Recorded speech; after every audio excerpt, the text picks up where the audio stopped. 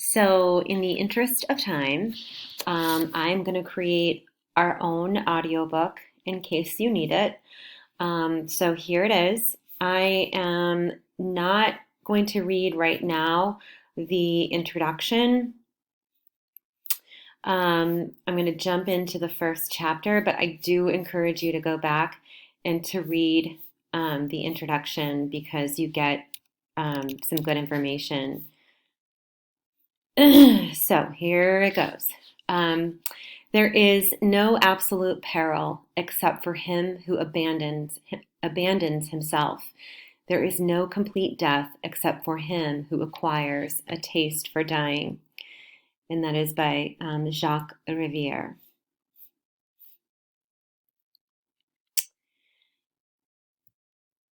So this is the preface to the original 1993 edition.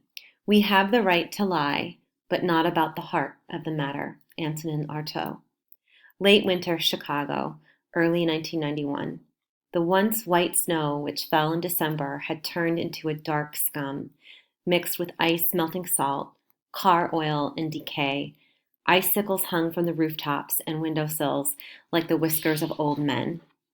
For months, the bone-chilling hawk swooped down and forced everyone in the family to squeeze into a 1.5-bedroom apartment in a gray stone, 3-flat building in the Humboldt Park neighborhood.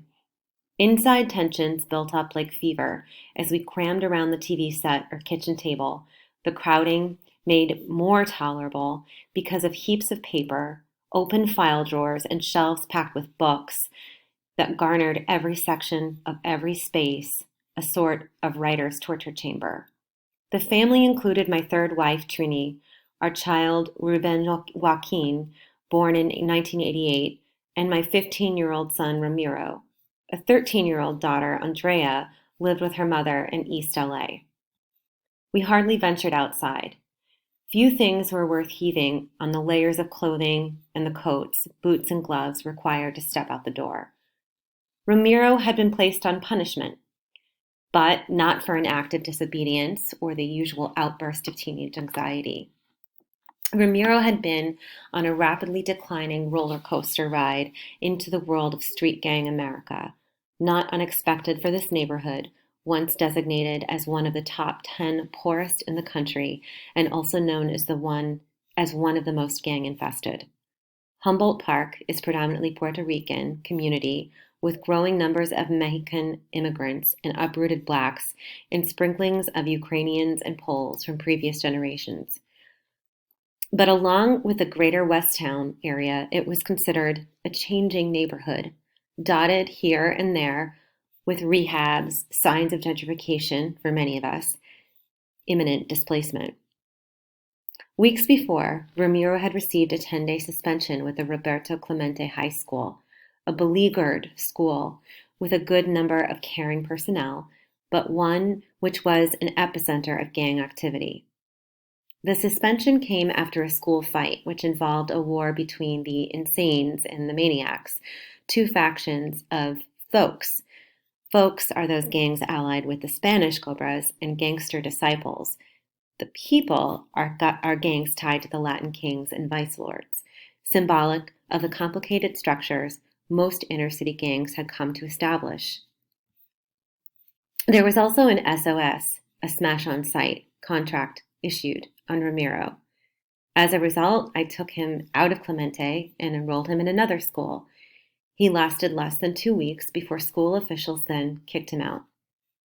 By then, I also had to pick him up from local jails following other fighting incidents, and once from a hospital where I watched a doctor put 11 stitches above his eye. Following me, Ramiro was a second-generation gang member. My involvement was in the late 1960s and early 1970s in Los Angeles, the so-called gang capital of the country. My teen years were ones of drugs, shootings and beatings, and arrests. I was around when South Central LA gave birth to the Crips and Bloods. By the time I turned 18 years old, 25 of my friends had been killed by rival gangs, police, drugs, car crashes, and suicides. If I had barely survived all this, to emerge eventually as a journalist, publisher, critic, and poet. It appeared unlikely my own son would make it. I had to begin the long, intense struggle to save his life from the gathering storm of street violence sweeping the country, some 20 years after I sneaked out of my hood in the dark of night, hid out in the LA housing project, and removed myself from the death fires of La Vida Loca. La Vida Loca, or the crazy life, is what we called the Barrio Gang experience. This lifestyle originated with the Mexican Pachuco gangs of the 1930s and 1940s, and was later recreated with the Colos. It became the main model and influence for outlaw bikers of the 1950s and 1960s, the LA punk rock scene in the 1970s and 80s, and the Crips and Bloods of the 80s and early 90s. As Leon Bing commented in her 1991 book, Do or Die, it was the Colo homeboy who first walked the walk and talked the talk. It was the Mexican-American Pachuco who initiated the emblematic tattoos, the signing with the hands, the writing of legends on walls. And please excuse my Spanish because it's not great. I'm sorry for that. One evening that winter, after Ramiro had come in late following weeks of trouble at school, I gave him an ultimatum. Yelling burst back and forth between the walls of our Humboldt Park flat. 2-year-old Ruben, confused and afraid, hugged my leg as the shouting erupted. In moments, Ramiro ran out of the house, entering the cold Chicago night without a jacket. I went after him, although by my mid-30s I had gained enough weight to slow me down considerably. Still, I sprinted down the gangway which led to a debris-strewn alley filled with furniture, parts, and overturned trash cans. I saw Ramiro's fleeing figure, his breath rising above him in a quickly dissipating clouds. I followed him toward Augusta Boulevard, the main drag of the neighborhood. People yelled out of windows and doorways, "Que pasa, hombre?" Others offered information on Ramiro's direction. A father or mother chasing some child down the street is not an unfamiliar sight around here. A city like Chicago has so many places in which to hide. The gray and brown brick buildings seem to suck people in. Ramiro would make a turn and then vanish, only to pop up again, appearing and disappearing. He flew over brick walls, scurried down another alley, then veered into a building that swallowed him up and spit him out the other side. I kept after Ramiro until, unexpectedly, I found him hiding in some bushes. He stepped out, unaware I was to the side of him. "Ramiro, come home," I gently implored, knowing if I pounced on him, there would be little hope he'd come back. He'd sped off again.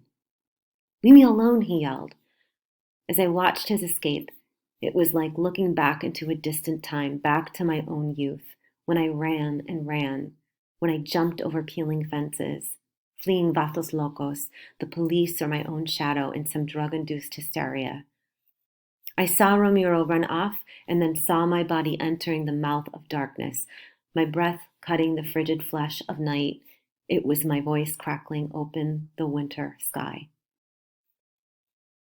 Ramiro was born just prior to my 21st birthday. I had been working in a steel mill in LA.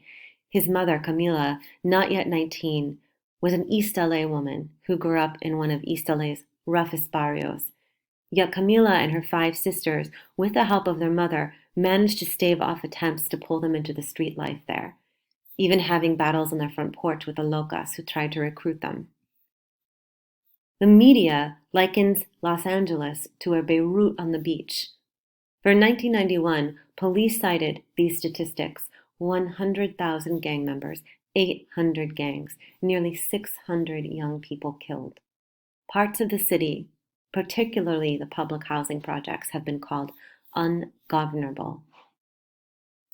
These stats have been used to create a hysteria against Black and Latino youth. People in LA have practically instituted martial law in the inner city. Michael Davis, in his book City of Courts, says that by 1990, The various law enforcement operations to destroy gangs using helicopters, infrared lights, and made-over armored vehicles, not far behind what was used in 1991's Desert Storm, detained or arrested 50,000 youth in South Central alone. The crazy life in my youth, although devastating, was only the beginning stages of what I believe is now a consistent and growing genocidal level of destruction predicated on the premise that there are marginalized youth with no jobs or future, and therefore expendable. Camilla's brothers weren't spared. One of them became active in a barrio gang and later a heroin addict and a convict. Another brother got jumped and stabbed 7 times, but survived. And an older half-brother was killed while trying to exact some revenge one night near the Mexican border.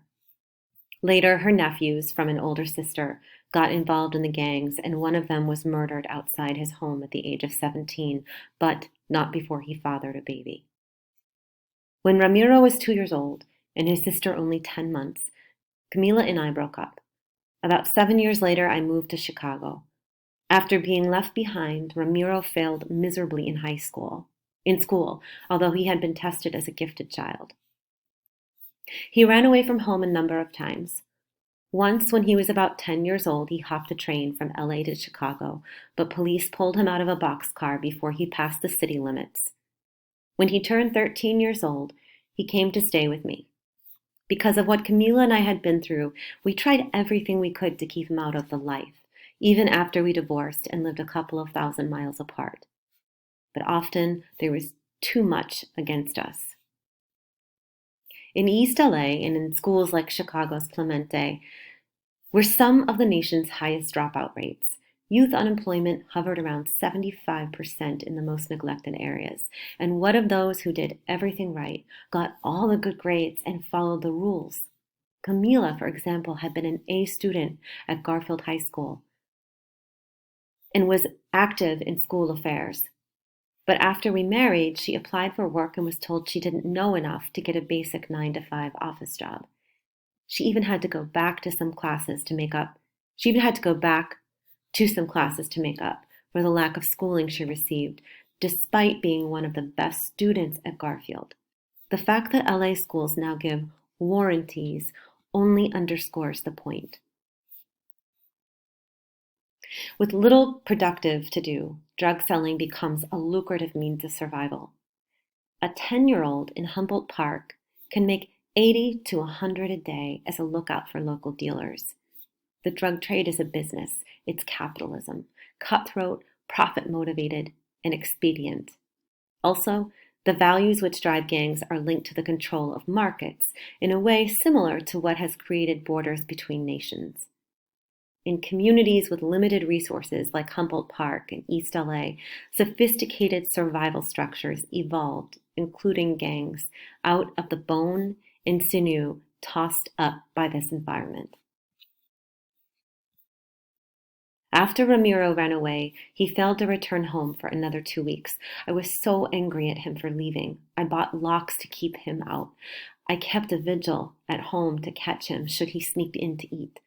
But then I remembered what I had been through. I recalled how many institutions and people had failed my son, and now he was expected to rise above all this. Soon I spent every night he was gone, driving around the streets, talking to the boys in their street corner domains, making daily calls to the police. I placed handwritten notes in the basement which said it was okay for him to come back. I left food for him to get to. Suddenly, every teenage Latino male looked like Ramiro.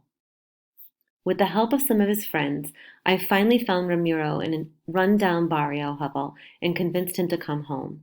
He agreed to obtain help in getting through some deep emotional and psychological problems, stemming in large part from an unstable childhood, including abuse he sustained as a kid from his stepfathers, one who was an alcoholic and another who regularly beat him.